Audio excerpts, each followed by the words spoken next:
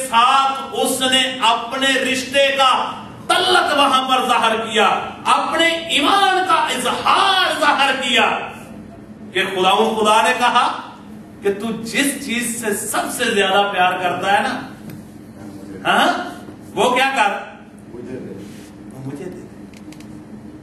तो अब तल्लक देखिए, वो बेटे के तल्लक को भूल गया है, बेटे के तल्लक को क्या किया, भूल गया है। लेकिन जिसको सजदा करना चाहता है उसके साथ अपने तल्लक का इजहार करता है, उसके नाम पर वो अपने बेटे को भी कुर्बान करने के लिए तैयार हो गया है। ये सजदा था, सबसे पहला सजदा। याद रखें कि सजदा जो है ये सिर्फ रस्मन अदा करना नहीं है। जब आप सजदा करते हैं तो आप अपने ईमान का इजहार करते हैं, आप अपने महबूब के सामने अपनी मोहब्बत का इजहार करते हैं। अब आगे जाकर हम देखते हैं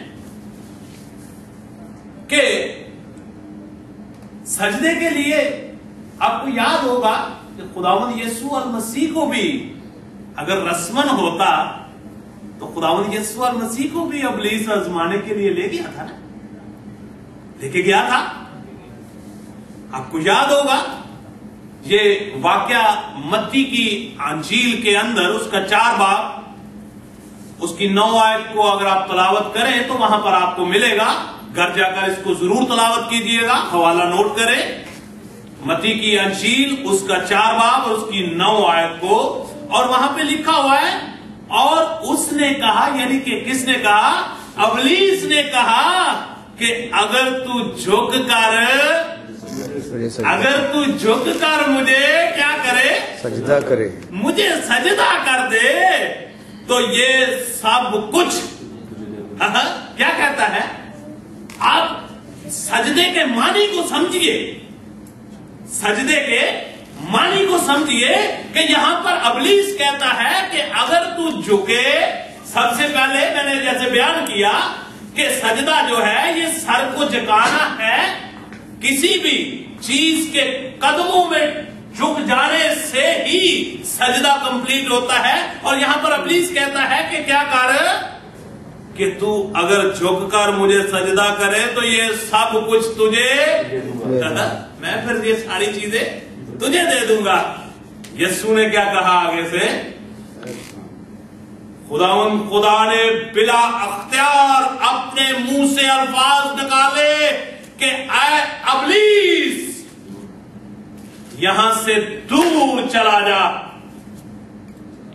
क्योंकि लिखा है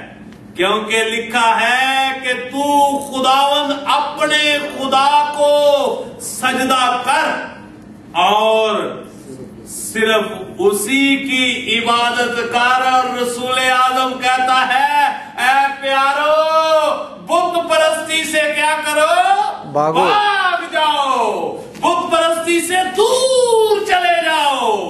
ऐसा ना हो कि बुत परस्ती जो है तुम्हारे ईमान को मुंतशिर कर दे, ऐसा ना हो कि बुत परस्ती जो है, ये बुतों की परस्तिश जो है, बुतों के आगे झुकना जो है, ये तुम्हारे ईमान को तकसीम ना कर दे, कहीं 2 हिस्सों में ना बट जाओ।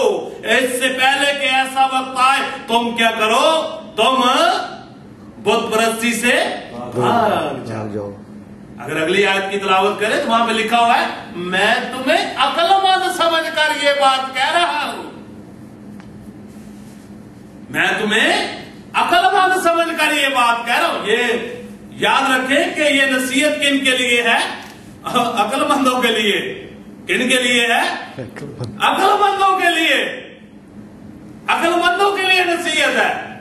मसलूबियत क्रूसिफिकेशन भी अक्लमंदों के लिए है, बेवकूफों के लिए नहीं है।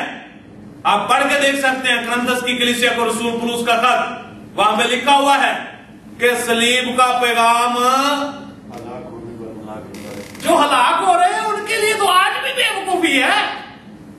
ان کے لیے آج بھی بیوقوفی ہے، لیکن ہم ایمان لانے والوں کے لیے کیا ہے؟ وہ ہمیشہ کی زندگی ہے. پریز دی لارڈ. سو سجدہ جو ہے خدا نے کیا کہا کہ یہ صرف کس کو جائز ہے، روا ہے؟ صرف خدا کو. نمبر 2 بات، سجدہ جو ہے یہ آپ کا جس کا اصل حقدار ہے، جو اس کو اگر حق ادا نہ کیا جائے اور کسی اور کو وہ حق ادا کر دیا جائے، جیسا میں نے پہلے بیان کیا کہ یہ تعلق کو ظاہر کرتا ہے. یہ کیا کرتا ہے؟ یہ تعلق کو ظاہر کرتا ہے نا. اور تعلق جو ہے جو کسی کے ساتھ جب ہوتا ہے پھر اس کا حق ہوتا ہے. اگر وہ حق اس کو ادا نہ کیا جائے اور وہ حق کسی اور کو ادا کر دیا جائے تو پھر کیا ہے؟ یہ بھی گناہ ہے.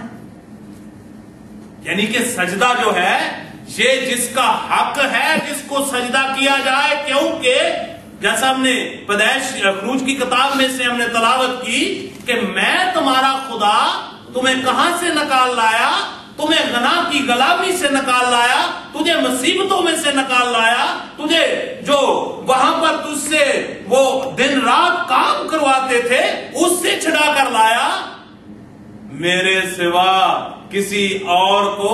یعنی یہ سارے کام میں نے کیے، اب حق میرا ہے کہ تو مجھے کیا کرے؟ سجدہ کرے. اب ایسا نہیں کہ حق جو میرا ہے یہ حق کسی اور کو تو ادا کرے. سو جو اصل حقدار ہے اسی کو سجدہ روا ہے. سنیے، یاد رکھیں کہ بائبل مقدس کے اندر یرمیہ نبی کی معرفت جو کلام نازل ہوا، یرمیہ نبی جو کہ انبیاء اکبر میں سے ہے، جس پر خدا کا کلام جو ہے وہ ظاہر ہوا، جس کو خدا نے آواز دے کر بلایا، اور یرمیہ نبی آگے سے جواب دیتا ہے کہ میں تو ابھی بچہ ہوں، میں تو یہ کام نہیں کر سکتا. لیکن خدا نے کہا کہ دیکھ میں تیرے ہونٹوں کو چھو دوں گا اور پھر تو جہاں جہاں جائے گا جو جو تجھے بولنا ہوگا وہ میں تجھے بتاتا جاؤں گا، تجھے اس چیزوں کی ضرورت نہیں. سو یرمیہ نبی جو ہے اس سجدے کو اگر آپ اس کا 3 باب اور اس کی 6 آیت کو تلاوت کریں اور 3 باب اور اس کی 10 آیت کو تلاوت کریں، 3 باب اور اس کی 20 آیت کو تلاوت کریں، حوالہ جات نوٹ کریں. یرمیہ نبی کی معرفت لکھا گیا کلام مقدس، اس کا یرمیہ نبی کے صحیفے میں سے اس کا 3 باب، اس کی 6 آیت، 3